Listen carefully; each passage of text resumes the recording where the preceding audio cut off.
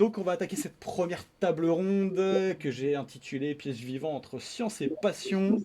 Du coup, je vais vous demander chacun votre tour de... Ah, je m'entends parler, je suis désolé Fredo. Attends, ce que je vais faire, c'est que je vais peut-être... Qu'est-ce que je fais? Je te mets muet le temps que tu parles pas et ouais, je te vais désactiver ton son et je le remettrai quand tu parleras. Je suis désolé, hein. On va te faire comme ça parce que sinon ça va être compliqué. Hop, voilà. Désolé Fredo. Je remettrai le son, je remettrai le son dès que tu voudras parler. Du coup, merci messieurs d'être là sur cette table ronde. Bienvenue à ceux qui ne sont jamais venus sur notre chaîne. On va aujourd'hui parler de plantes carnivores et on va en parler pendant quatre tables rondes. On commence par celle-là. La première partie, je voulais que chacun se présente un petit peu. On va prendre les présentations dans l'ordre. Alexandre, je te laisse te présenter en deux, trois phrases. Qui es-tu et qu'est-ce que tu collectionnes et qu'est-ce que tu cultives? Eh bien, moi, c'est Alexandre Ponce. Je cultive les plantes carnivores depuis 16 ans maintenant. Et je me suis spécialisé dans les dionnées il y a 14 ans parce que principalement, ça prend pas beaucoup de place et puis ça me permet de continuer à, à avoir une passion, quoi. Et du coup, je cultive tout ça sur mon balcon de 3 mètres carrés et tout le monde se porte comme un charme. Avec de l'optimisation qui va bien. Merci beaucoup. François, est-ce que tu te présenterais? Qu'est-ce que tu fais et qu'est-ce que tu collectionnes? Ouais, donc salut François May. Alors moi je collectionne un peu de tout, hein. Je suis dans les plantes carnivores depuis une vingtaine d'années et je me suis spécialisé dans le genre Nepenthes et dans le genre Helianthera que je cultive dans différentes installations et je fais pas mal de voyages pour étudier ces plantes également. Je fais pas mal de publications et je les illustre également. Je suis illustrateur botanique depuis 5-6 ans et puis maintenant c'est une activité officielle en plus de mon autre profession aussi. Donc voilà, donc c'est les plantes carnivores, c'est vraiment le grand centre d'intérêt de ma vie, on va dire ça. Bon, c'est l'essentiel Parfait. de mon temps libre. Merci beaucoup. Merci d'offrir quelques illustrations de ton cru euh, au tirage au sort qui aura lieu tout à l'heure à 17h, j'ai dit.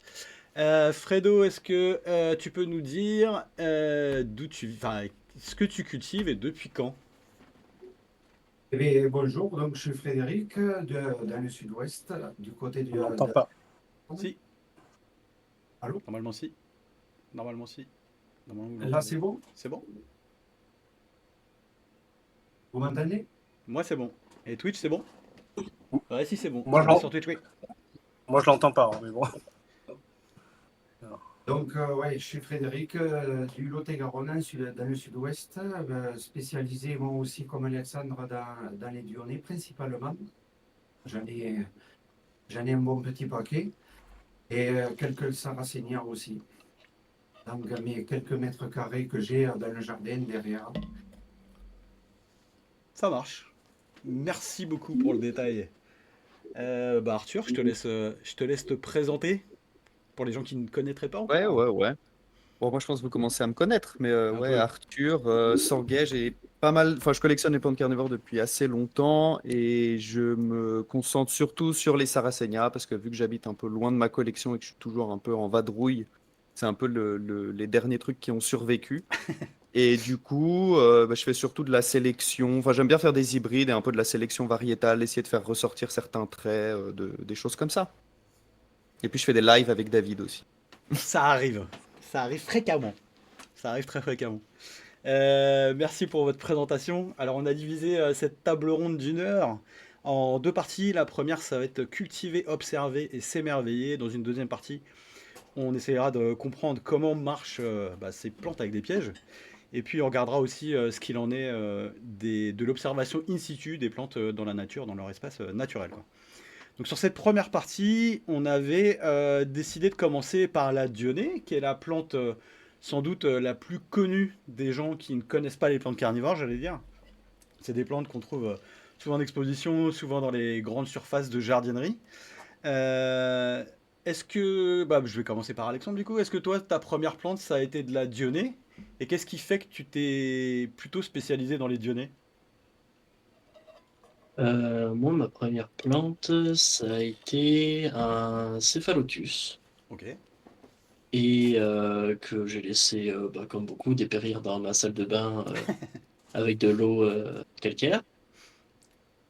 Et en fait, j'ai abandonné, j'ai laissé ça pendant 2 3 ans, puis on m'a offert une Dionée, du coup, Ok.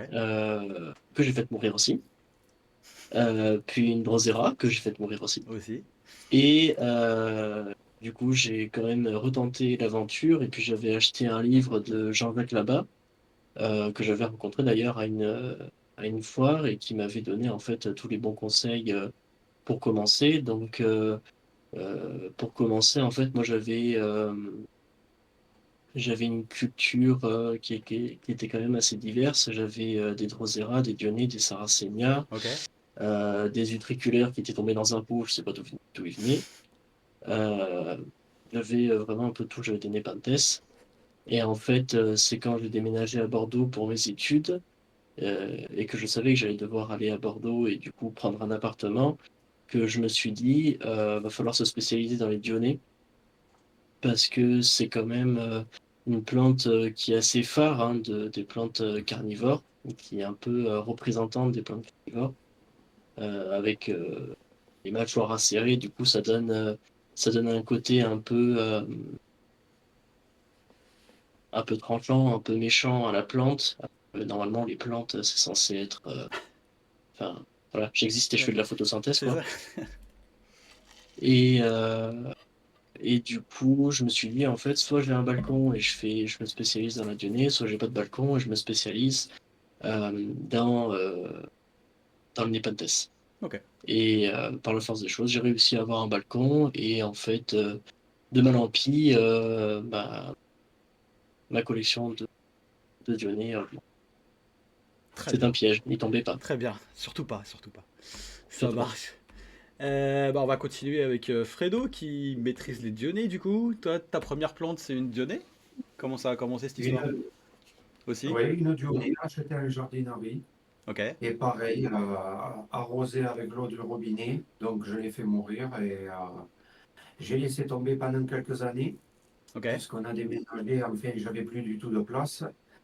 Et donc en revenant dans la région, l'envie m'est revenu, quoi.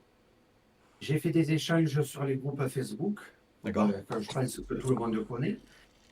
Et on en a un, on en a deux, on en a trois. Et puis finalement, c'est un enchaînement, quoi.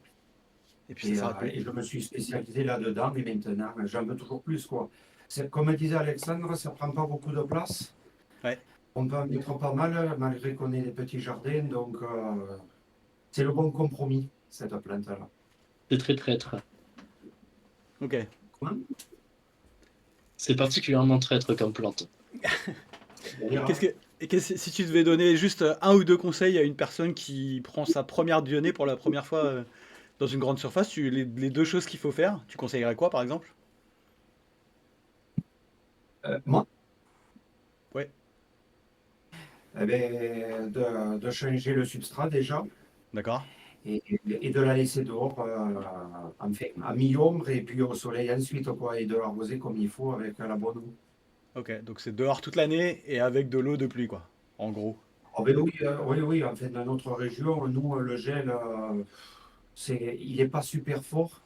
Ok. Et, ça, pour moi, ça risque pas grand-chose, surtout dans le sud. Ok. Ça marche. Arthur, peut-être un petit mot sur les Dionnées. T'es passé par les Dionnées toi ou t'as attaqué direct les Sarracenia?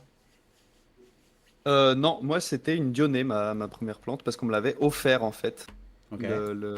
J'avais, quand j'étais gamin, j'étais fan, vous savez, des cactus greffés là, tu sais, les cactus verts avec une petite boule rouge ou Hmm. jaune, mais quand j'étais petit, hein, quand j'avais, je sais pas, 6 7 ans, et j'aimais bien les collectionner, et il y a mon cousin qui m'a offert une Dionée, parce qu'il voyait que j'aimais bien les plantes un peu bizarres, et en fait, à partir de là, j'ai un peu laissé tomber les cactus et tout, et j'ai commencé à acheter que des plantes carnivores. Ok, tu t'es spécialisé là-dedans aussi, c'est incroyable quand même. À quel point ça va vite. Merci. François, alors peut-être pour essayer d'écouter, tu n'entends toujours pas Fredo, c'est ça? Non, je n'entends pas Fredo. J'ai Si, bien regardé dans les options. Je l'ai si pas tu mis en fais un... muet. Ouais, c'est ça. Clic droit, tu l'as pas mis Hein, en rang je l'ai muet. pas Ouais, mis en muet. J'ai bien coché, décoché. Donc du coup, je vois ses lèvres bouger, mais j'arrive pas à ouais. lire sur les lèvres. Donc, Donc c'est pas pratique. Plus donc je d'options. vois pas. Donc Ouais, bah non, Désolé, je sais pas ce qui se passe. non, je sais pas. J'ai vraiment vérifié. Je peux rendre muet Alexandre et Ok, Arthur. J'ai essayé. Ah, ça ok. marche. Mais Bon, bah donc c'est un voilà. Donc bug Discord désolé alors. Fredo. Voilà. Et sinon moi, j'ai commencé par j'ai commencé par une Dionée aussi en fait. Ouais, ok. En fait, j'ai commencé vraiment les plantes assez tard, hein, à 29-30 ans, quand j'ai eu ma première maison de lotissement, j'avais un jardin, et en fait, je me souviens avoir lu pas mal de choses dans les plantes carnivores quand j'étais jeune, parce que j'ai toujours adoré tout ce qui était nature, etc., un peu Ok. étrange. Et en fait, je suis tombé dans une jardinerie, j'ai vu des dionnées, et puis des Nepenthes ventrata, comme ça s'appelait à l'époque. Ouais. Ça m'a rappelé ces souvenirs-là, donc j'ai acheté des dionnées, je les ai fait claquer. Et je voulais absolument tenter ça dans le jardin. Et je me souviens très très vite, les dionnées, donc j'ai essayé de les mettre dans le jardin, ça commençait à marcher. Et puis je me suis mis en fait à mettre un épinthèse dans un aquarium que j'avais un peu bricolé. Comme D'accord. Alexandre, j'étais tombé sur une publication de Jean-Jacques Labat, c'était l'Ami des jardins. C'était une petite revue que j'ai gardée. J'ai lu et relu, j'ai appris ce truc-là par cœur. Après, j'ai pris d'autres publications de plus en plus poussées. Mais la dionée, pour moi, ça reste la plante emblématique. Et pour moi, je pense même que c'est l'une des plantes les plus extraordinaires du monde végétal, quoi, en fait, hein. Mhm. On est Capacité d'accord.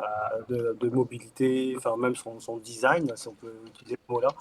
Euh, Même si moi je suis féru de Nepenthes et d'Helianthera, la Dionée, ça reste. Si tu devais garder une plante carnivore, ça serait celle-là. Ok, très bien. Ouais, effectivement.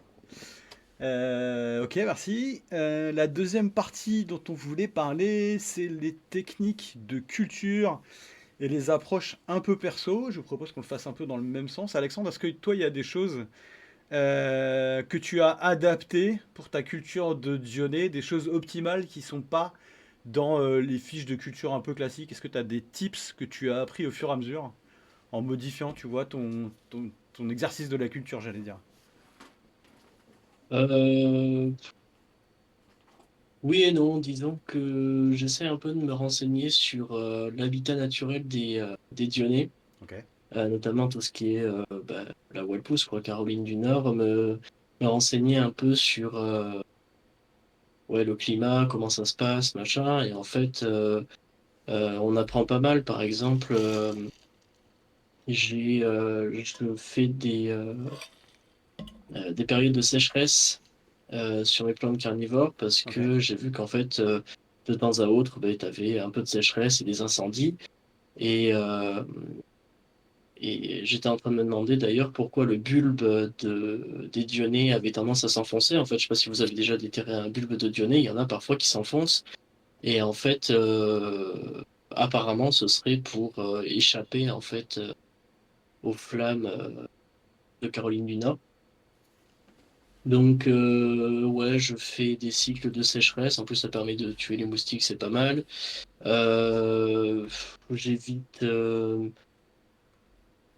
d'avoir trop de soleil parce que moi, je suis vraiment en plein sud, donc elles prennent du soleil bien, bien comme il faut. ok, Donc, je mets un petit drap. En fait, j'ai mis du plexiglas pour éviter que l'eau du toit tombe directement dans les pots parce que j'ai une poisse pas possible avec les champignons et les d'accord, plantes. ok, Donc, sur ce plexiglas, en fait, je mets un petit drap qui cache de 20% la lumière, disons. Et puis après, non, j'ai pas de recommandations particulières. Éventuellement, couper la hampe florale parce que ça évite d'épuiser dans les ressources de la plante. Mais après, ça c'est très dépendant de chaque cultivar. Parce que, par exemple, j'ai discuté avec Guillaume Billy qui m'a dit qu'un Ponov 225 produisait ses plus gros pièges juste avant la floraison, en fait. Et donc, il d'accord, faut laisser la floraison pour avoir des gros, gros pièges. Au même titre que pour tout ce qui est choupenstiel, euh, si tu les mets pas au soleil direct, en fait, tu vas favoriser la croissance des feuilles ok, et du coup, par conséquent, les crestations, puisque c'est lié. Plus ta feuille est large et plus tu as de crestations dessus. Et puis après, c'est tout. Et oui, les variégations, comme Génépine, par exemple, il faut la mettre à ok, l'ombre parce que sinon les variations sont moins visibles. Donc une variegation, tu peux juste Mm. nous donner la définition pour les gens qui savent peut-être pas. Variegation, c'est en fait des zones qui ressemblent un peu à des tâches. Ça peut être dû à des transposons, c'est des éléments génétiques mobiles qui en fait viennent activer ou désactiver un gène. Ça peut être de la couleur, par exemple spotty, où en fait la plante est majoritairement verte et puis on a des petits spots rouges. Ou alors ça peut être génépine, où là on a une plante qui est majoritairement verte mais qui a des spots blancs, où en D'accord. fait on manque peut-être de chlorophylle, je sais pas. Ok, ça marche. Bah, merci pour le détail de ça. Parfait. Des petits conseils qui vont bien. Fredo, je vais venir hop, te poser un petit peu les mêmes questions. Est-ce que tu as peut-être des conseils de culture un peu simples pour les gens qui commencent les dionnées et qui ont tué leur première dionée et qui sont déprimés par ça? Ah ben, moi, je privilégie le rempotage chaque année. D'accord, Enfin, tout dépend après dans quel contenant on les a. Moi, je les ai dans des pots de 9 par 9. d'accord. Chaque année, je renouvelle la tourbe. J'ai Ok, remarqué que de les rempoter chaque printemps, pour moi en tout cas, mars-avril, ça les booste. d'accord, ok. Après, Et tu, en pareil, termes... le niveau d'eau pas très haut par rapport au bulbe, par rapport au sarracénia, moi je ne trouve pas l'intérêt de les noyer, au risque D'accord, même de, de faire pourrir le bulbe. Alors, c'est pas pour toutes, mais moi j'en ai fait l'expérience il y a quelques années. Je préfère mettre à peine, allez, 1 centimètre, 2 centimètres d'eau d'accord. dans les bacs pour les dionner et ça leur suffit, quoi. Ok. En termes de substrat, Ensuite, tu utilises quoi? C'est 100% tourbe? C'est de la tourbe blonde? non, tout mélangé à la perlite, D'accord, moitié-moitié. ok. Moi, l'exposition, bon, elle se fait naturellement. Là, je suis en ville, donc entre les maisons et les arbres, je suis à peu près à mi-ombre D'accord, tout au long de la journée. Ça leur convient pleinement parce que bon, j'ai des amis pas très loin, c'est en plein soleil et finalement, bof, d'accord, ils ok. Bon, préfèrent la mi-ombre. ok. Et comme disait Alexandre tout à l'heure, tout ce qui est variegation, les Sibéria, les, euh, les Wifula, enfin tout ça, là, je privilégie quasiment l'ombre, moi, l'ombre totale, quoi. Et Ah oui, pareil, carrément. je mets une sorte de drap pour l'après-midi, enfin des petits chiffons pour les protéger du soleil direct. Parce que D'accord. j'ai remarqué la Sibéria, je l'ai oublié 2 jours, et bien il y avait des pièges, elles avaient brûlé, quoi. Ok, d'accord, carrément. Ok, je pensais pas que c'était possible à ce point-là, quoi. Mais d'accord. Oui, après, il y a peut-être des cultivars plus sensibles que d'autres. La génépine, moi, je sais que bon, je la laisse, je la protège pas, elle reste à mi-ombre. Elle me continue à me faire les varigations, mais comme la Sibéria, je m'y amuse même pas, hein. J'ai oublié 2 jours, j'ai vite compris. Elle est à l'ombre, et puis là, Et puis ça marche, pas de quoi. souci. Ok, vous travaillez Ouais, beaucoup, ouais. ouais, à l'expérience, quoi. D'accord, c'est au fur et à mesure et sans. D'accord.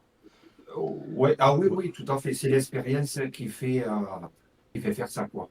Ok, ça marche. Et Merci. Ouais, si je peux, si je vas-y, peux vas-y. surenchérir, c'est marrant parce que j'avais lu un truc justement sur l'écologie des dionnées. Et en fait, ils avaient remarqué que les spots qui étaient souvent exposés à l'ombre, alors je parle pour Dionée générique, hein, pas les cultivars un peu sensibles ou quoi, mais Dionée type, en fait, les spots qui sont à l'ombre, les Dionnées ont plus de mal à se développer que les spots qui sont vraiment au soleil, en plein cagnard, où là, on a vraiment des plantes qui prolifèrent et qui sont magnifiques, quoi. Ok, d'accord, c'est noté. Merci pour cette info. Bah, je vais passer la parole à François. Est-ce que tu fais un petit peu de la Dionée encore ou t'es que sur. Ouais, j'en ai, mais c'est, enfin, sans vouloir vexer personne, c'est un peu des plantes d'accompagnement, quoi, en fait. C'est une plante indispensable pour moi, mais effectivement, j'ai faut avoir quoi, 7 8 plantes, j'ai une variété rouge et une variété un peu géante, mais après, je suis un peu, du fait des recherches botaniques, je suis un peu puriste, et je Ok, cherche vraiment une plante telle qu'elle ressemble à l'état naturel. Alors, je me laisse aller avoir quelques clones géants ou quelques rouges, mais ok, j'avoue que je suis pas forcément très féru de tous les cultivars. ok. Je vais Après, je les peut-être connais. redonner. Je les Ouais, connais pas mal. Quand Alexandre mentionnait tous les différents clones, je les connais parce que J'essaie d'être exhaustif dans mes lectures, mais c'est vrai que ça m'intéresse moins sur le principe. Bon, Moins par que les contre, NEP. comme je disais, ça reste une des plantes que je trouve le plus fascinante. Et dans ma collection à moi, de manière générale, j'ai quasiment pas, par exemple, de cultivars ou d'hybrides. Par exemple, pour les Nepenthes, je prends que les hybrides naturels et encore. Parce que j'aime D'accord. aussi pouvoir ensuite les confronter aux lectures que je fais. Et D'accord. T'as quoi? c'est vraiment, comment dire, une disposition d'esprit, parce que par exemple, je suis passionné de jardinage. Et quand j'installe des iris ou d'autres plantes de jardin, j'ai Ouais. aucun problème à avoir des cultivars. Mais quand il s'agit de Dionée, non, c'est la C'est un Caroline du focus. Nord et puis c'est tout. Donc, en termes de genre de carnivore, t'as quoi? T'as des dionnées, des neps? T'as autre chose? J'ai quasiment tout, hein. Ok. Quasiment tout. Là, je viens de finir un semis de Drosophilum là, plus tôt dans l'après-midi. Ok. Mais sinon, ouais, à 80% j'ai des Nepenthes, des Hélianthora. Des Nepenthes, je vais avoir 130, 140 espèces en Wow. culture. Ok. Les Hélianthora, je les ai tous. Pas mal de Drosera aussi, je fais.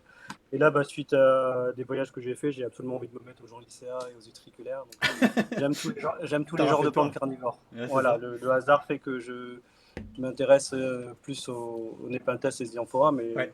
je pense que quand on aime vraiment les plantes, c'est difficile de vraiment se focaliser que sur un genre. Enfin, Je suis je assez suis vraiment, d'accord. tous les systèmes de capture, toute la biologie, l'écologie, je trouve ça fascinant. Et puis d'ailleurs, ce qui est intéressant, c'est que dans la nature, on trouve souvent des plantes carnivores en association avec d'autres plantes carnivores. Donc Ouais. si on aime le côté écologie, habitat, enfin, on va regarder les autres. Voilà. On va regarder les Nepenthes et puis on va regarder s'il n'y a pas éventuellement quelques Autre chose Drosera à qui côté, poussent ouais. avec.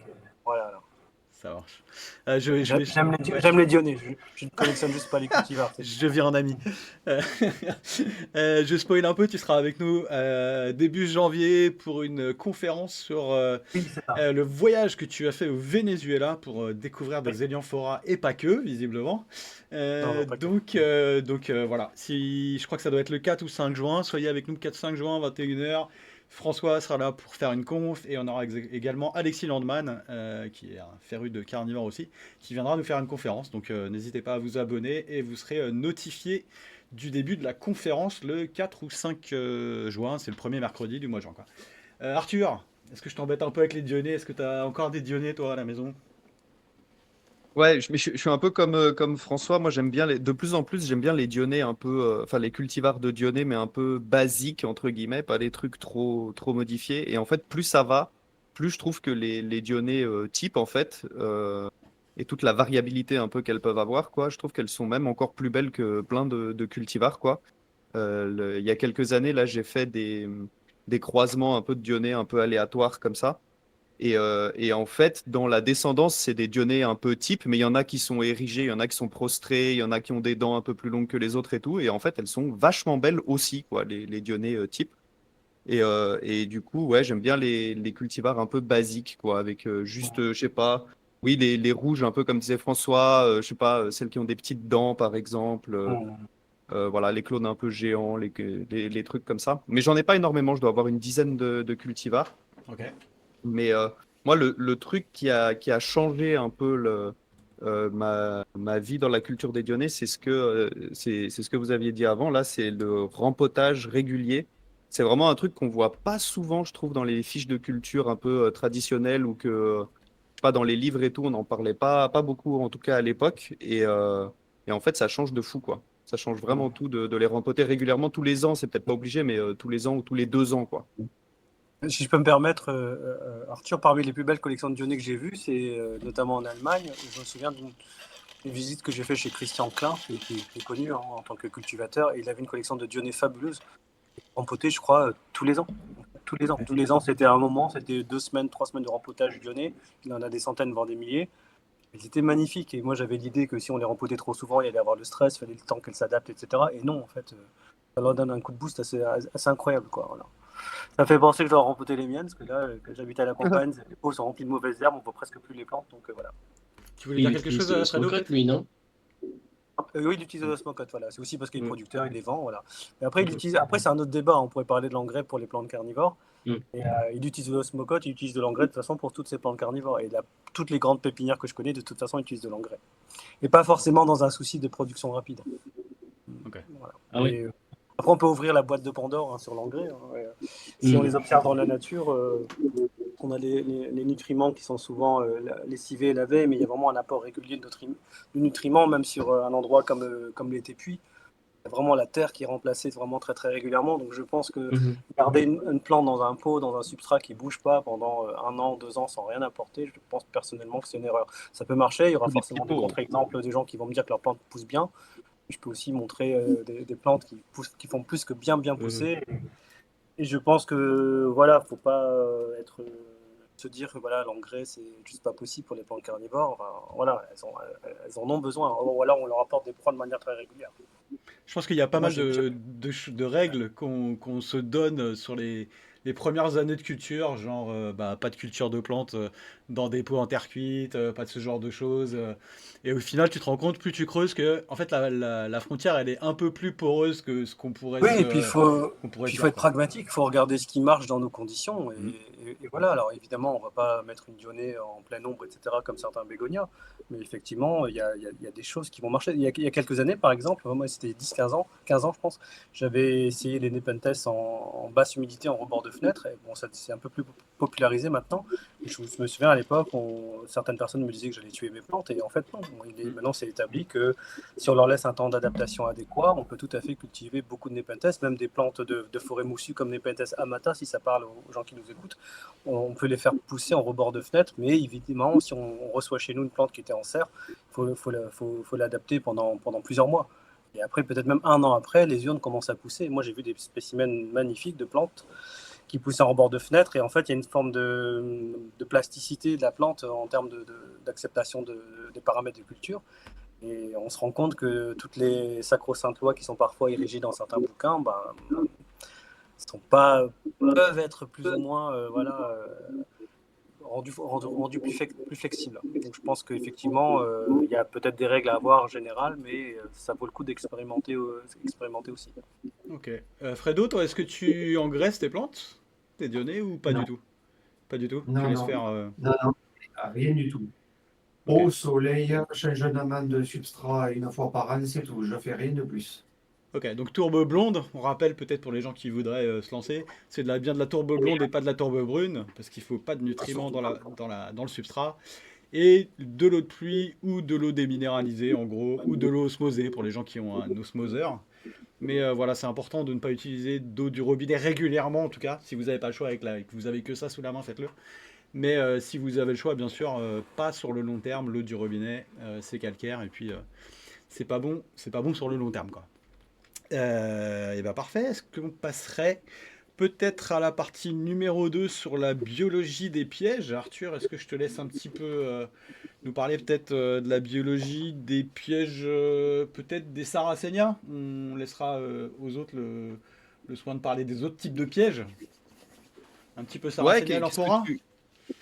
Bah, qu'est-ce que tu veux qu'on discute du type de piège, comment ça fonctionne, un petit peu des choses comme ouais, ça ouais, comment ça se nourrit, quoi. Ouais. Bah, les Sarracenia, c'est des. Bon, les Elianthora aussi, hein, ça marche aussi pour les Nepenthes. C'est des plantes carnivores qui ont des pièges passifs, donc qui ont aucun mouvement. Et donc qui doivent en fait un peu ruser pour pouvoir attraper les insectes. Le mécanisme de capture, on va dire, c'est pas basé sur le mouvement comme ça peut l'être pour la Dionée ou pour certaines Drosera aussi. Et du coup, c'est donc ce qu'on voit en fait, là je vois que tu montres des photos en même Ouais. temps.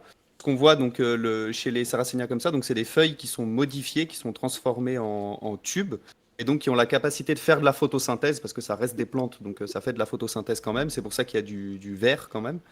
Mais aussi, on voit que ça a été modifié un peu en entonnoir pour pouvoir attirer des insectes avec la production de nectar. Je sais pas si vous avez déjà goûté le nectar de Sarracenia, c'est vachement sucré, c'est assez bon. C'est très Bon, sucré. Ouais.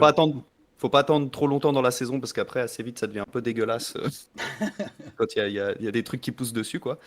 Et du coup, ça capture, enfin, ça attire comme ça des insectes, par exemple des guêpes ou des choses comme ça. Et en fait, ils tombent à l'intérieur du piège. Et à l'intérieur du piège, bon, c'est le classique, hein, il y a une zone un peu qui est glissante. Quand on ouvre les pièges de Sarracenia, ou même si vous mettez le doigt dedans, on sent très bien une zone cireuse qui est glissante, qui empêche les insectes en fait de s'accrocher. Et donc ils tombent au fond du piège et ils sont digérés en fait après dans la zone vraiment digestive de la feuille. Et j'ai lu un truc qui était assez intéressant que chez certaines Sarracenia, en fait, ils se sont rendus compte qu'il y avait beaucoup de guêpes et de mouches qui étaient piégées. Et pourtant, c'est pas forcément des insectes qui sont normalement attirés par des odeurs hyper sucrées comme le nectar. Et surtout les mouches, en fait, c'est pas attiré du tout par le sucre.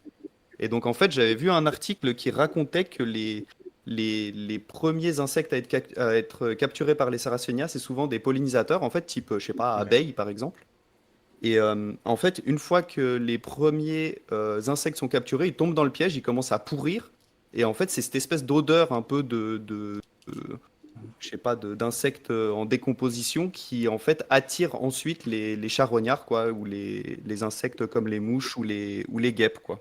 Ok, t'as Donc deux voilà, petites, c'est assez intéressant. t'as deux petites questions sur le chat. Où se trouve le nectar sur les Sarracenia et est-ce que ça glisse ou il y a quelque chose qui fait glisser dans les urnes? Ouais, le nectar, tu vas le trouver surtout au niveau de l'entrée du piège, donc soit sur les lèvres au bord du piège, soit tu vas le trouver aussi sous et sur l'opercule. Voilà, Donc oui. c'est un petit peu la piste d'atterrissage, si tu veux, pour les insectes. Et voilà, et après, en fait, la plante compte sur le fait que l'insecte va tomber à l'intérieur. Et du coup, on arrive dans la zone glissante. Et comme disait Hanoï, il y a quelque chose qui les fait glisser. Non, il n'y a pas. C'est pas visqueux, en fait. C'est justement parce qu'il n'y a aucune aspérité, si tu veux, que ça glisse, quoi. C'est une zone cireuse, quoi, si tu veux. Merci Arthur pour ces petits détails. François, est-ce que je te propose de nous expliquer comment marchent les NEP? Peut-être, Les puisque Népenthèses tu... fonctionnent un peu sur le même principe décrit par Arthur. Alors, je voudrais rajouter peut-être deux choses qui étaient intéressantes. En parlant de nectar, sur pas mal d'espèces de Népenthèses, mais aussi des Éliophora, on a ce qu'on appelle des glandes à nectar extraflorales. C'est ceux qui ont bien observé leurs Éliophora, quelques espèces comme Éliophora uncinata, par exemple, on a en fait des petits points tout le long de l'urne à l'extérieur, donc avec, ça semble être des petites piqûres rouges, mais en fait, il y a du nectar qui sort de là. On trouve ça sur les Nepenthes parfois. On a une espèce de Nepenthes qui s'appelle Nepenthes glandulifera. On a des nectaries en fait sur les feuilles normales, le limbe, sur le pétiole, sur les tiges, etc. Il y a un peu partout sur l'urne. Donc en fait, il y a une première approche des insectes qui vont être intéressés par éventuellement ces nectaries qui seront à l'extérieur, et puis ensuite ils vont se rapprocher éventuellement du piège. Après, d'autres insectes peuvent directement aller sur le piège. Et chez les Nepenthes, effectivement, le nectar se trouvait essentiellement sous l'opercule, en fait, hein, sous le couvercle. Là, en fait, Ok. on a tout plein de glandes qui distribuent du nectar et parfois à profusion. Et parfois, vous avez certains. Je pense que c'est le cas aussi pour les Sarraceni. On peut humer les ions de Nepenthes et parfois sentir. Pareil pour certains Éliophora, par exemple, il y a Éliophora sarracenioides qui est assez connu pour dégager un parfum de chocolat, par exemple. Voilà. Et donc après, donc très très souvent, donc les insectes glissent, ils ont du mal à Ok. remonter.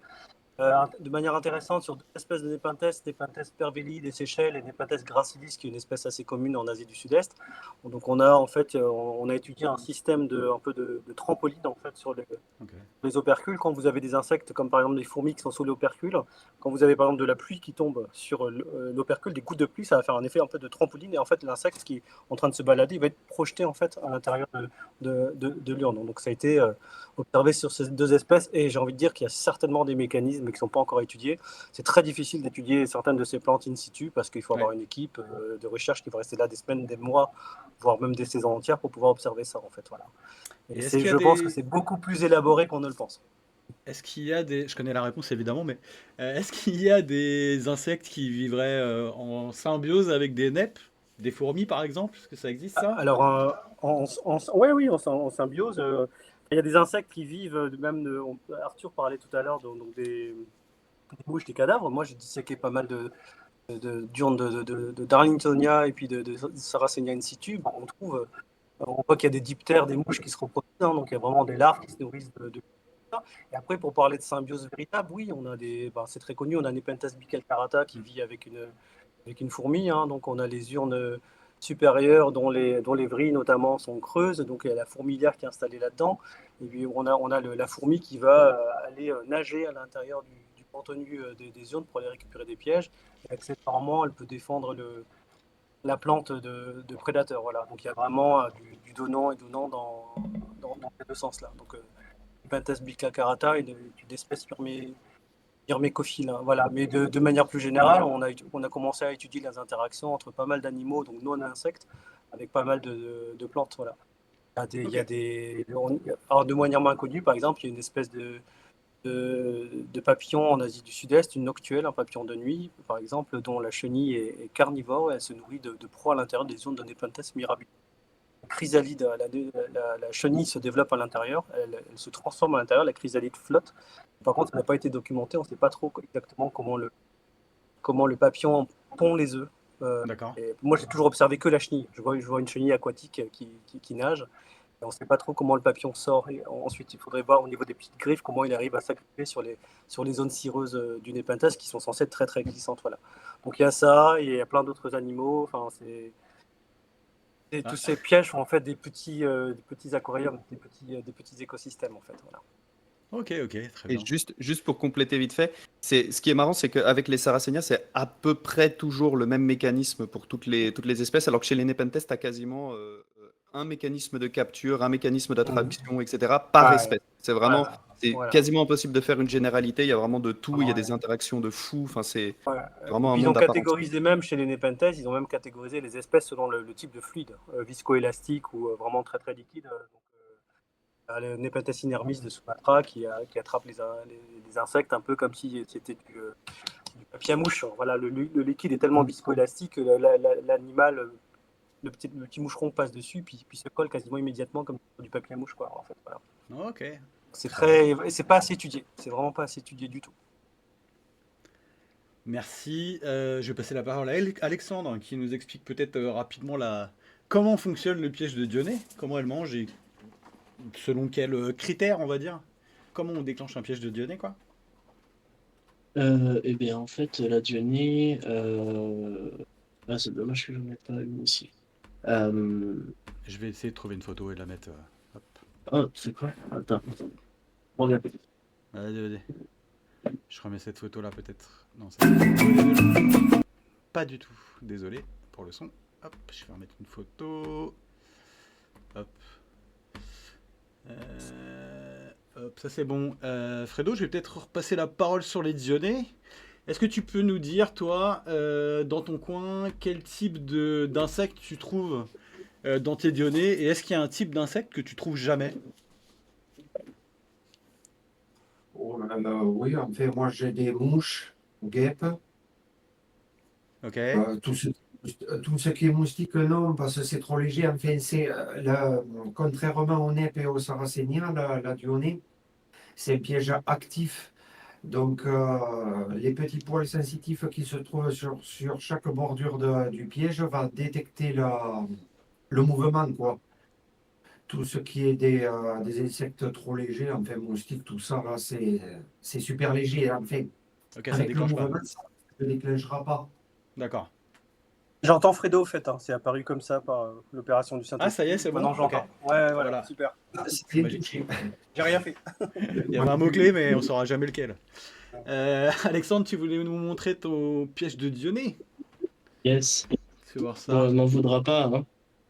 On va J'essaie voir. de lui ouvrir la gueule parce que avec la douleur entre guillemets, parce que les pièges se ferment suite à un choc traumatique ou suite à un dommage à la David, chaleur. excuse-moi Alexandre. David, est-ce qu'il y a moyen de partager une image ou pas au public? Je suis pas très Ouais, tu familier. peux, en bas de ta fenêtre de discussion, normalement, tu as un truc avec un écran où tu peux partager soit une application, soit un écran complet. Donc là, tu peux Ouais. ouvrir ton image et après, tu sélectionnes normalement. C'est où? C'est en bas, juste en bas au milieu ou... En bas de la discussion, tu as des boutons micro, tu as le Ouais, je bouton de la vois. caméra, et juste après, tu as un bouton partage ton écran. Ah, ok, ça marche. Voilà, Je c'est vois. ça. Et normalement, on devrait Parce que pouvoir te si voir. ça peut aider un petit peu Alexandre, Vas-y. justement, comme en plus je vais mettre en. Comme je vais offrir un tirage et Oh, Ok. une ça fait illustration. pas. Ah non, ça fait pas le focus. Le focus, il est compliqué. Euh, Mais on voit quand même. On voit quand même. Bon, dommage. Mais en fait, grosso modo, donc ça c'est le piège normal. Donc vous avez en fait les dents ici qui permettent, lorsque le piège se referme, d'empêcher que la proie ne s'échappe. Et là vous avez la ligne du milieu, euh, le pétiole. Et en fait à l'intérieur là, à l'intérieur du piège, on a trois petits cils sensitifs qui permettent en fait de détecter la proie. La proie, soit elle touche un siège sensitif et il se passe rien. Et là, on dit que la plante, elle compte, entre guillemets, parce que il y a un potentiel d'action qui doit être atteint. Et en fait, à chaque fois que la bestiole, l'insecte, va toucher le poil, en fait, il va y avoir un influx calcique qui va traverser tout, tout le piège. Et il faut que cet influx calcique il soit suffisamment fort pour atteindre un potentiel d'action. Donc, le potentiel d'action, c'est le niveau à partir duquel on a une action, donc la fermeture du piège. Ok. Et le potentiel d'action, il est atteint soit si on touche 2 fois le même poil sensitif, soit si on touche 2 poils sensitifs en simultané. Donc, qu'est-ce qui se passe? En fait, on a un influx calcique, donc c'est des ions calcium qui vont traverser tout le piège de la dionée. Et cet influx calcique, il va donner une information, c'est qu'il faut que le piège se ferme. Comment le piège se ferme? En fait, c'est un jeu d'osmose. C'est de l'eau qui va passer de cellule en cellule. Et toute l'eau va aller dans la partie basse du piège. Et en Ok. fait, ça va provoquer un espèce de gonflement. Et ce gonflement, il va changer la position de des feuilles de Dionée pour qu'elles se referment, en fait. Et ensuite, l'insecte se retrouve piégé. Et quand il se débat, en fait, il va continuer à stimuler les poils sensitifs, il va envoyer des signaux, et la plante va passer d'un stade comme ça à un stade hermétique avec les dents qui sont retournées vers l'extérieur. Et à l'intérieur, du coup, on a notre insecte qui est en train de se faire digérer. Et au bout de 2 à 5 jours, ça dépend vraiment des dionnées, on a la fin de la digestion, on a le piège qui commence à entrelacer ses dents, puis à se rouvrir, et à l'intérieur, on a l'exosquelette de l'insecte. Ok, parfait, merci beaucoup. Je vais interrompre un petit peu la table ronde pour faire le tirage au sort. Tant attendu, le premier, 5 tirages au sort à faire, les amis, il va falloir être un peu efficace. Alors, la première chose que je vais faire, c'est que je vais lancer le premier tirage au sort. Je vais reprendre quand même les cadeaux qu'on a prévus. Attends, est-ce que je suis toujours... Non, ça c'est bon. Hop, je suis pas très bien organisé. Donc je vais laisser cette fenêtre là ici. On va prendre ici. On a dit que... Hop, le premier lot à gagner, il va se faire donc sur inscription. Alors je vais mettre l'interface qui va bien. Je me mets là. Il faut juste être sûr. On va faire un tirage au sort.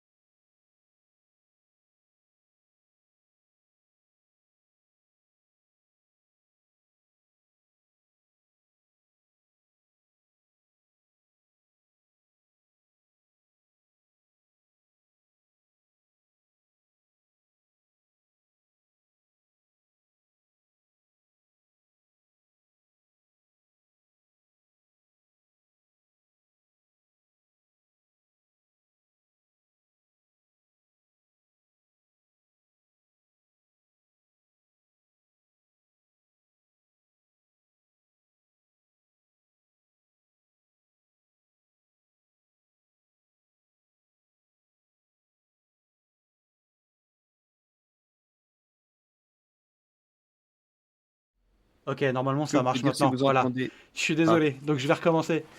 Donc le gagnant ou la gagnante, c'est Steph591 qui a donc gagné 20 graines de Dionée plus 30 graines de Drosera filiformis, plus 30 graines de Binata nain, plus des graines de Sarracenia en pollinisation ouverte de chez moi. Donc vous aurez plein de graines à tester. Félicitations à toi. Si tu m'entends, envoie-moi via des messages privés de Twitch, ce qu'ils appellent des chuchotements. Il faut ton nom et ton adresse postale. Et donc j'enverrai tout de chez moi, puisque tout est chez moi. Les graines de chamallow carnivore sont chez moi. Donc Steph591, puisque tu es inscrit, envoie-moi par chuchotement, évidemment pas sur le chat Twitch global, ton adresse. Il y aura Merci peut-être des beaux bien. cultivars de Dionée avec ces graines. C'est pas impossible, c'est pas impossible. Je vous propose un deuxième tirage au sort. Cette fois-ci, il n'y a pas d'inscription. On va faire gagner le tirage A4 de Dionée que tu as proposé, François. Et là, Oui. on va faire le tirage au sort parmi les gens qui nous suivent, qui suivent notre chaîne. Donc là, il y a... Oh, c'est magnifique. Parfait, en Ça va, ça. A4. En format A4. Pour Ah, ça, ça je vais sera faire... un 4. Ça marche. Pour ça, je vais lancer le tirage au sort moi-même. Normalement, ça fonctionne. C'est parti. Est-ce qu'on voit? Ça, c'est bon. On est encore sur l'ancien. Et je lance dans nos followers. Ouais, c'est parti. Donc, il y a 178 ou 180 followers, je crois. Donc, c'est une planche scientifique de Dionée. J'ai essayé de mettre tous les éléments anatomiques là-dedans. Ah, Il y c'est a la cool. graine, il y a le mécanisme de capture, il y a les fleurs, il y a la dissection Parfait. de... Ah, elle est magnifique. Il y a les glandes, il y a même les glandes, les Yes. différents types de glandes, les poils sensitifs et tout ça. je crois Parfait. que là, il le voit pas là sur Twitch, mais peut-être après, tu pourras peut-être montrer François quand. Et donc, Ouais, le ça gagnant, c'est Doudidou23. Doudidou, n'hésite pas à me contacter. J'essayerai peut-être de prendre contact avec toi sur Twitch directement. Et donc, tu as gagné cette jolie planche A4 sur les Dionnées. Il faudra que tu m'envoies donc ton adresse postale. On a encore 3 autres tirages au sort à faire, les amis. Le troisième tirage Eh au ben. sort, c'est également sur inscription, comme on a fait tout à l'heure. Donc, il faudra taper jouer quand je vais vous le dire. Là, c'est Dionée Fredo qui nous propose une Dionée Well par Bristol Tooth et une Dionée Rouge Sombre. Donc ce seront 2 Dionnées à gagner. Et pour cela, vous vous inscrivez comme il y a exactement 2 minutes avec... Hop, je relance le tirage au sort avec inscription. Ne bougez pas. Hop, c'est bon. Je relance le...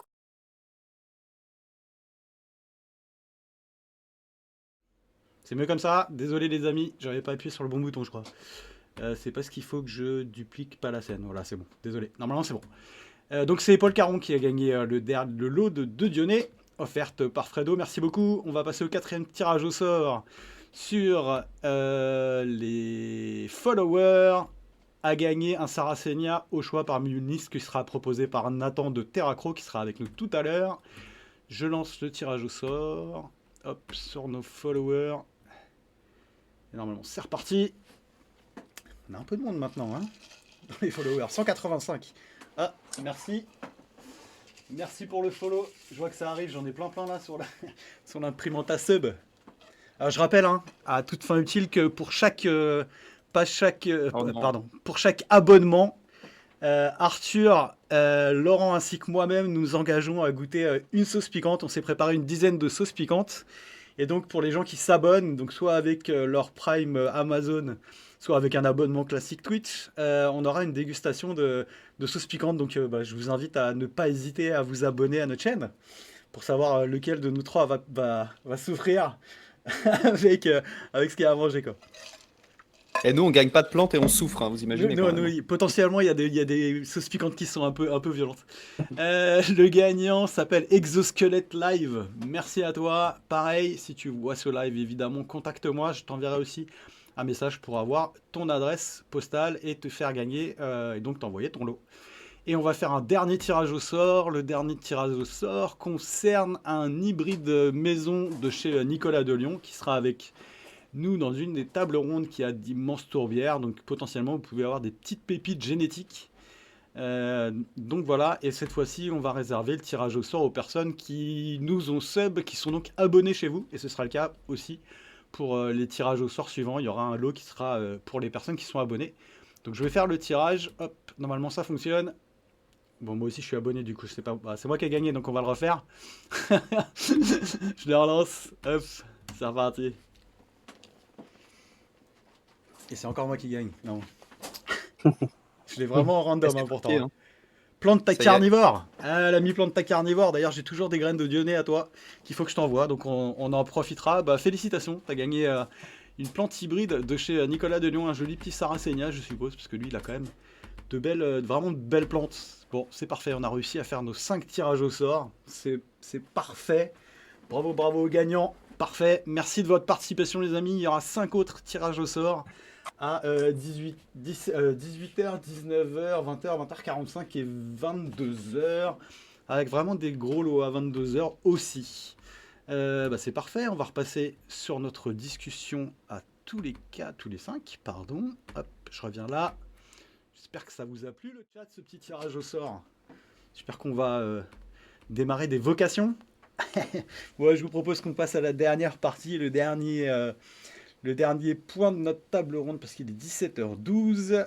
On l'a nommé Observer in situ, terrain et découverte, avec l'importance des observations au milieu naturel. Bon, je vais commencer par François, puisque c'est ce que tu fais une partie de l'année.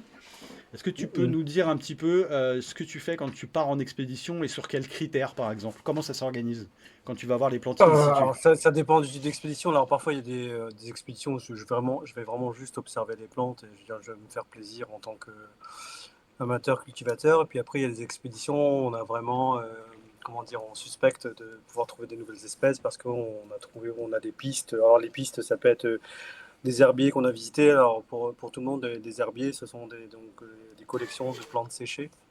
Quand un explorateur, une exploratrice va quelque part, il peut, avec autorisation, collecter des plantes qu'il fait sécher, dont il connaît le nom ou il ne connaît pas le nom. Ça lui semble intéressant. Il va quelque part, il peut collecter jusqu'à la belle époque des milliers de plantes. Et ensuite, c'est stocké dans un endroit qu'on appelle un herbier. C'est un endroit très officiel. C'est parfois associé à une université. Donc moi, de temps en temps, avec des collègues, on va dans des herbiers.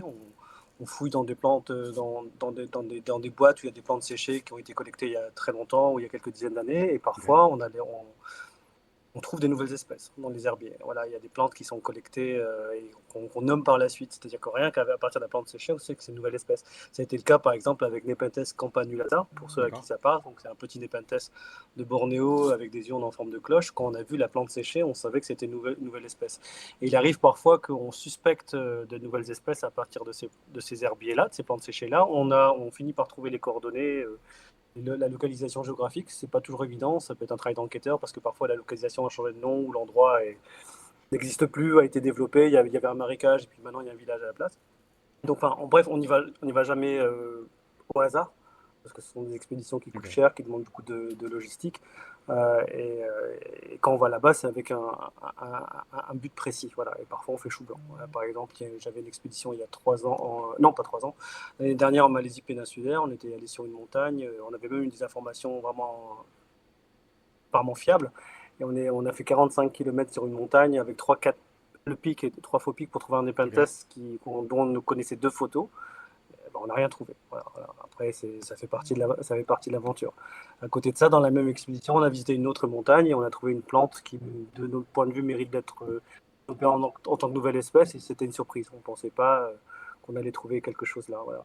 Donc quand j'y vais, moi, effectivement, j'ai un peu la double casquette. J'ai le chercheur en taxinomie qui a envie de mieux comprendre certaines espèces qui ne sont pas bien étudiées, donc fournir des informations supplémentaires, éventuellement trouver des nouvelles espèces.